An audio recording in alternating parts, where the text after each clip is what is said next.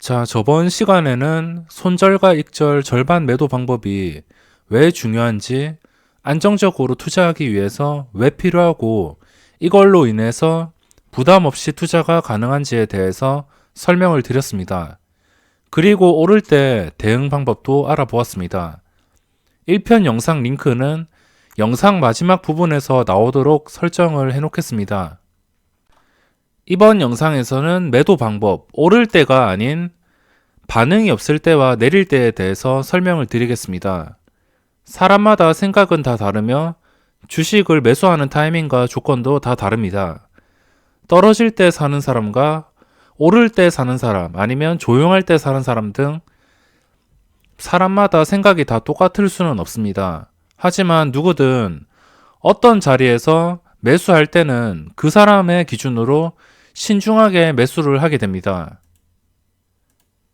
무슨 말이냐면 여기서 매수를 하나 아니면 이 고점에서 매수를 하나, 매수한 사람의 생각은 여기서 들어가면 수익을 주겠구나 생각을 해서 매수를 한 겁니다. 자신이 매수를 하자마자 그 주식이 떨어지기를 바라는 사람은 아무도 없으며 내가 매수하면 오를 거라고 생각을 하기 때문에 진입을 하는 것입니다. 그래서 자신의 기준과 원칙을 믿어야 되고, 만약 자신이 매수한 뒤에 주가가 반응을 주지 않거나 오르지 못한다면 자신의 매수 포인트 찾는 방법에 대한 실패를 인정하고 하나하나 부족한 점이 무엇인지 찾아 나가면서 보완을 해나가야 됩니다. 그러니까 가장 중요한 것은 일단은 매수 타이밍이 완벽해야 된다는 것입니다. 두 번째, 반응이 없을 때 어떻게 대응하는지 살펴보겠습니다. 저도 어떤 종목을 노리고 있다가 완벽하게 매수를 했다고 생각을 해도 그 종목이 반응이 없을 때가 있습니다. 제가 매수하는 타이밍은 보통 많은 개인 투자자들이 똑같이 생각하는 그런 구간일 가능성이 높은데, 매수하자마자 반응이 없다라는 것 자체가 잘못 매수했구나라고 생각을 바로 해야 되고 인정을 해야 됩니다. 나는 분명 예를 들어서 이 종목을 13,200원을 뚫어줄 때 같이 진입을 해야겠다 생각해서 이걸 뚫어줄 때 같이 진입을 했는데, 내 생각에는 좀 잘 매수한 것 같은데 반응이 없을 때는 내가 매수할 때만 잠시 뒤따라오는 그런 매수세가 잠시 있을 뿐, 그 호가에서 매수를 하면은 더 이상 오르지 못하는 그런 상황이 발생하게 됩니다. 이런 경우에 어떻게 대응을 하냐면, 내가 이 13,200원에 매수한 이후에 내가 매수한 가격에 물량이 계속적으로 쌓인다면은, 상승이 억제된다면 바로 밑에 호가에서 빠르게 손절을 합니다. 그러니까 200원을 소화시키고 이 매수 대기에 200원이 내려가면서 그 다음에 250원 이렇게 바뀔 때, 200원에 샀다면 200원의 매수 대기 물량이 쌓이면서 그 다음 호가로 넘어갈 준비를 해야 되는데, 이 200원에서 계속 매도 물량이 나오면서 다시 200원을 소화시켰는데 다시 200원의 물량이 나온다면, 갑자기 큰 물량이 나오거나 한 번, 두 번 다시 소화를 시켰는데도 다시 눌린다면, 저는 이 200원에 샀다가 그 밑에 호가인 150원이나 100원에 매도를 합니다. 기회가 된다면 웬만하면 200원에 매도를 하려고 노력하겠지만, 만약에 200원에 도저히 매도를 할 수가 없다면 재빠르게 밑에 호가나 최대 3개 호가까지 매도를 합니다.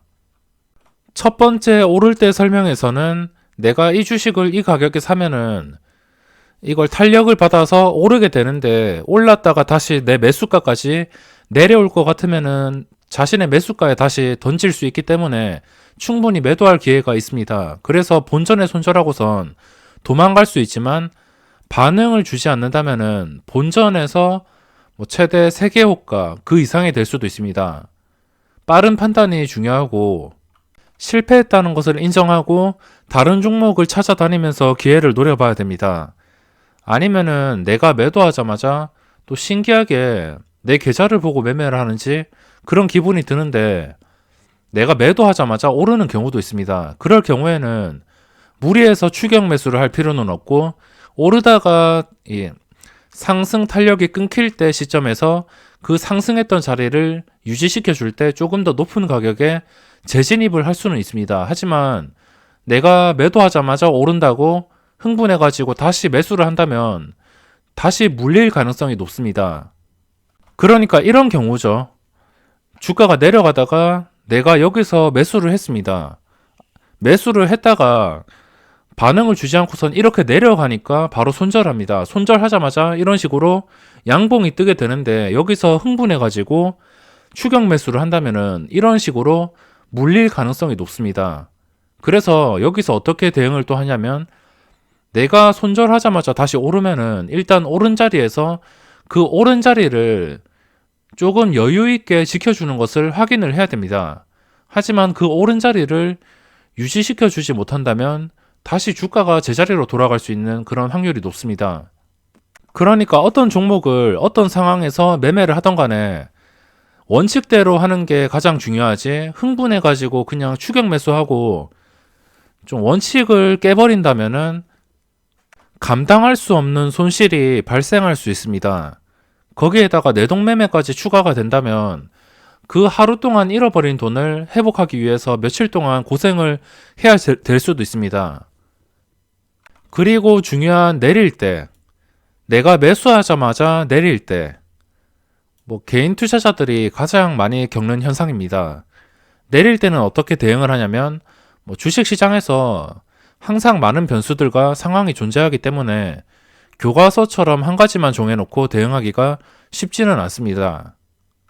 그래서 상황에 따라서 다 달라질 수가 있습니다. 저는 내릴 때 어떻게 대응을 하냐면 지지해주는 구간을 한번 기다립니다.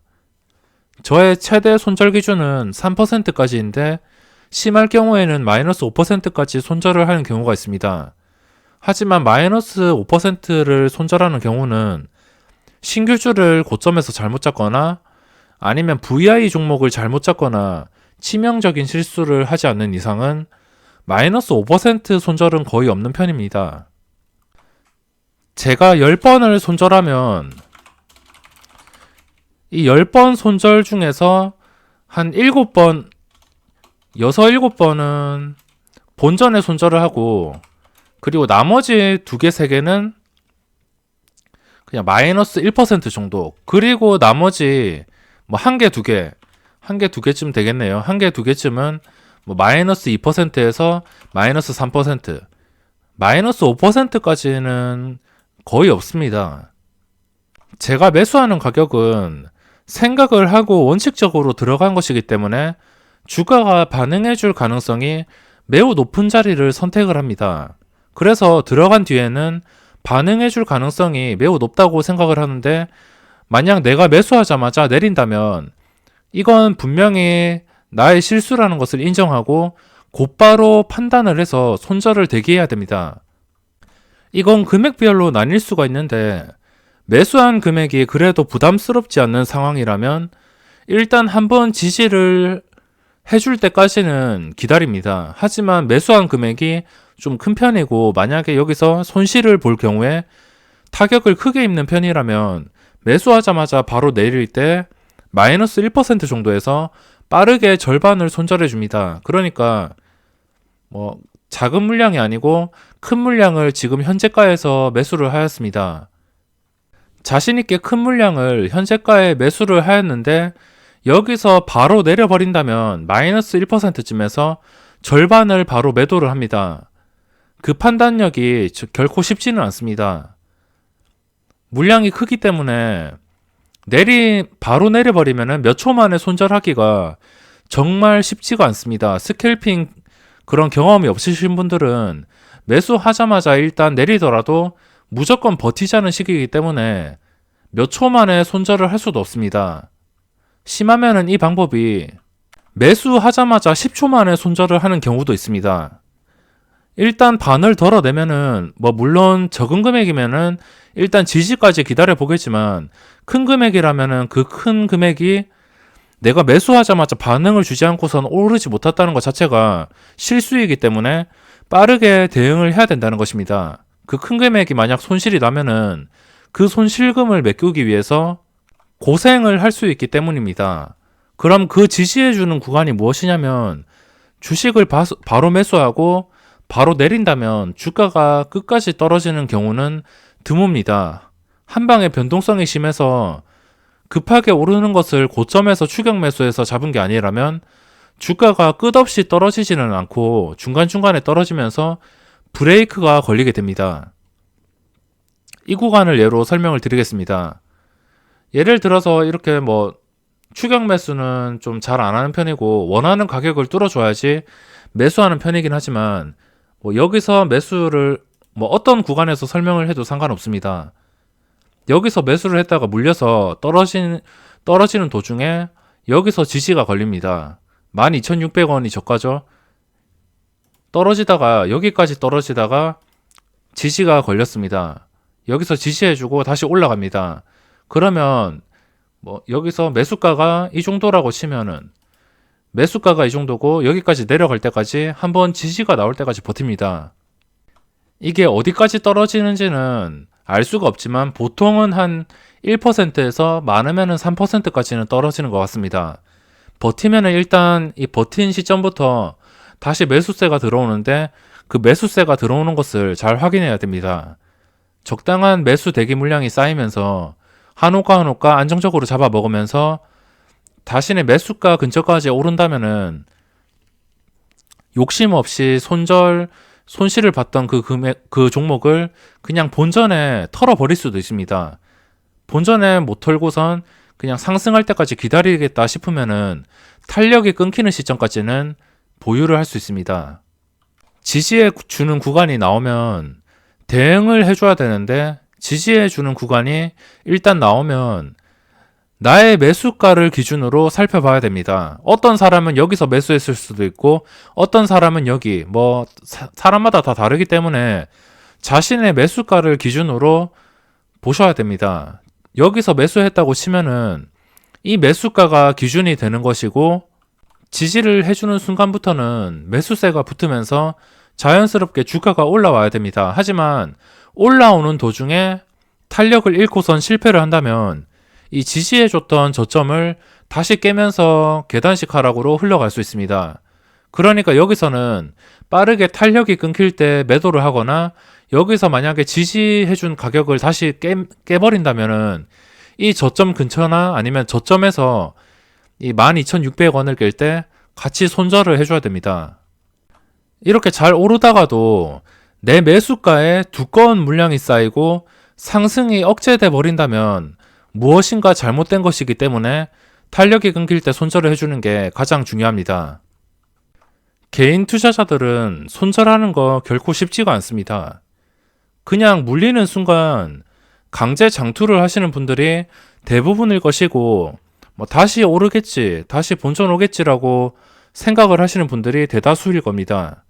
그렇게 되면서 장기 투자자가 되는 것이고 오랜 시간 고통을 받게 됩니다. 이 손절이란 것은 충분한 경험을 해봐야 되고 소액으로 손절은 쉬울 수도 있지만 금액이 올라가면 올라갈수록 경험 없이는 손절에 익숙할 수가 없습니다. 제가 이렇게 손절에 대해서도 여러 번 이야기를 드리지만 실제로 대응을 해보는 게 정말 중요합니다. 이것도 사람마다 차이점이 있습니다. 여윳돈이니까 괜찮겠지라고 생각하고 물리시는 분들도 있으실 것이고 아니면 그 돈이 중요해서 여기서 물려버리면은 앞으로 뜨는 종목들을 매매 못해서 기회비용을 날리기 때문에 손절을 해야겠다라고 생각하시는 분들도 있습니다. 선택은 본인의 자유이고 본인의 사정에 따라서 달라지겠지만 저는 장중에 단타 매매를 할 때 내가 매수한 가격을 기준으로 보면서 이런 식으로 대응을 하고 있습니다.